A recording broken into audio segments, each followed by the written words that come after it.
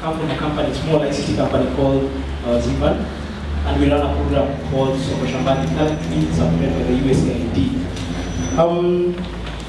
Just like the name reads, Soko Shambani basically is a program that takes the farmer to the market while still at the farm, and takes the market to the farm while still at the market side. Basically, an inverted logic when it comes to trading of commodities. And why did we decide to go the Soko Shambani way? Well, I'll give us a small story first. We all know the problem that is faced by farmers in our country. We all know that one of the greatest problems that is faced by farmers is actually access to markets. And for long and for ages actually in our country, the biggest focus has actually been given on the small-scale farmer side. A lot of investment has been put by development partners, has been put by agencies, by the government, mostly focusing on the market side. And I believe for those who come from the development world, or the development partners who are here, we always have a component, especially when talking about farmers, that we love to say access to high-value markets for small-scale farmers, or a component that supports farmers to this extent. And in most cases, we still support the farmer to the largest extent to access these markets. Well, on our side, we saw that we still have big problems when it comes to small-scale farming. And to date, when we talk of market access, there is still a huge chunk of farmers that still suffers great problems when it comes to access of markets. So we asked ourselves, where is the problem in this case, and how can we address the problem despite all the efforts that have been put to date?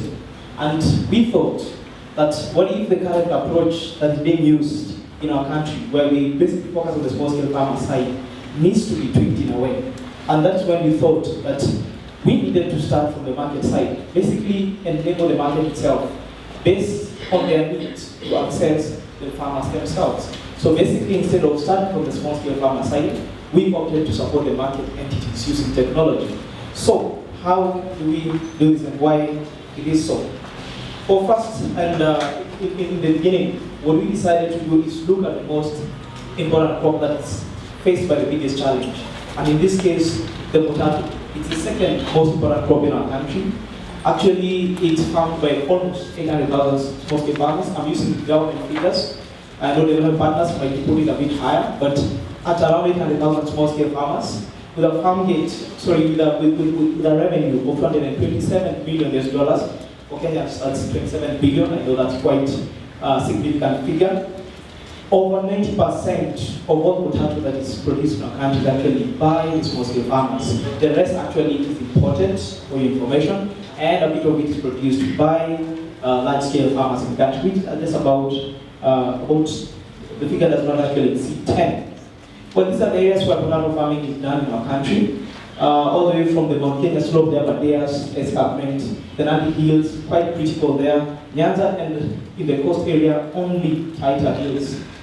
You know the engineering challenges faced by small-scale farming. Weather, inputs, seeds, poor soils, diseases, the engineering template. But for us, we looked at the poor access to functional and profitable markets. That's where we focus on. This is the current economic value chain in our country. And as you can see there, over 92% of all marketed potatoes in our country actually go through one particular entity called the middleman. And just like you heard from the previous presentation, the middleman is really, really, really unfair in our country. Actually, I will give you a small story which you don't know. The Wakulima market is the biggest market for potatoes in Kenya. Right here in Nairobi, actually has a very secluded area where there are just restaurants or hotels where most of these agents at the market actually go to eat. But the other thing that normally happens there is that that's where they also go to count the monies. And if you just happen to pop in the morning, you'll find them with chunks of money actually counting after their sale at the market. And this is in the backdrop of the march that they paid at the farmer side. Very, very small farm gate prices that they pay to small-scale farmers. But when you come here at the market, it translates to very huge amounts. Very, very unfair. And actually that place is really protected by the CID. Actually you can never steal anything.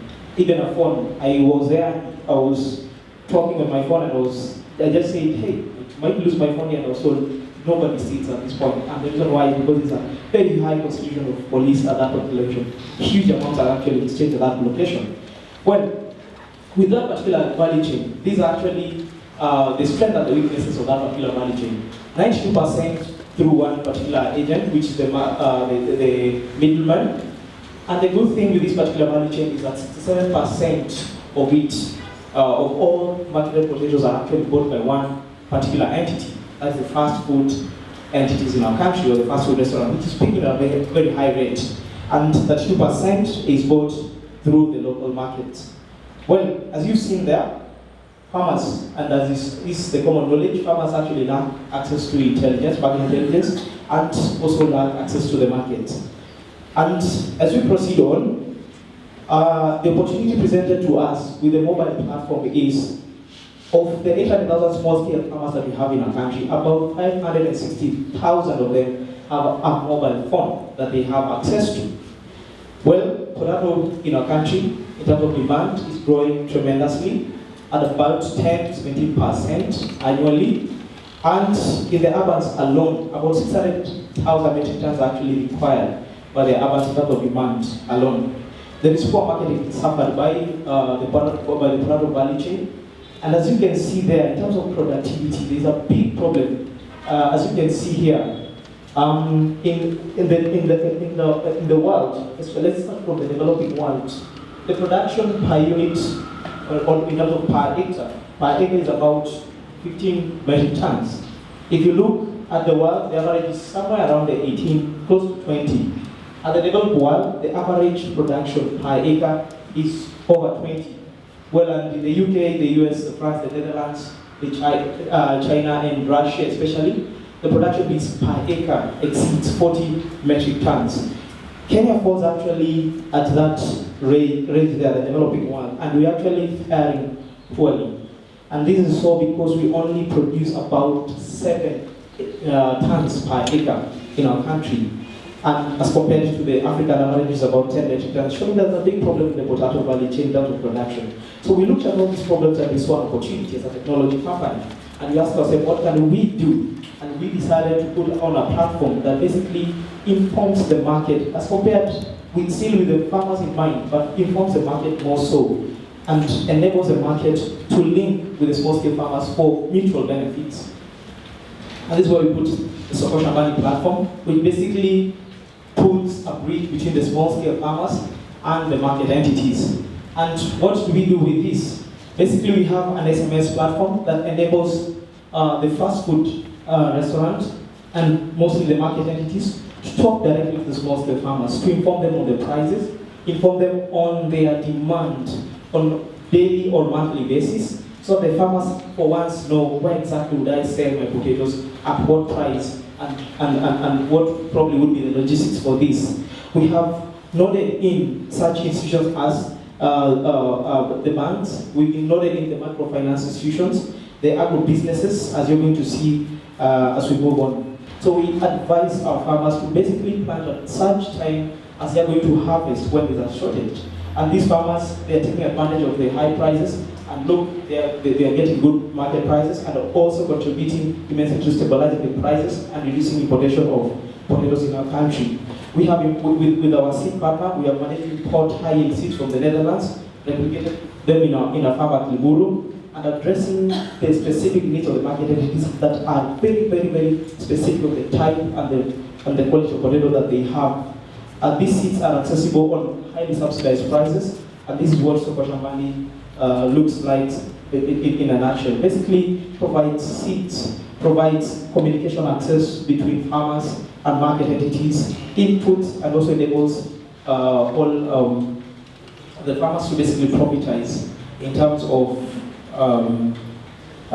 trading with market entities. We were featured at the Green Revolution Forum in Arusha, and there were new alliances that were formed while we were in Arusha. And these are our partners, USAID, we have Olubanga's MFI, and Europlant, actually the biggest seed producer in the potato breeder in the world.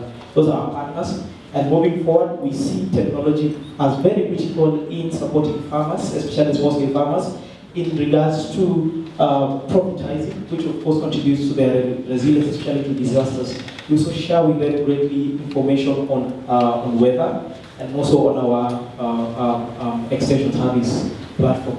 Thank you very much.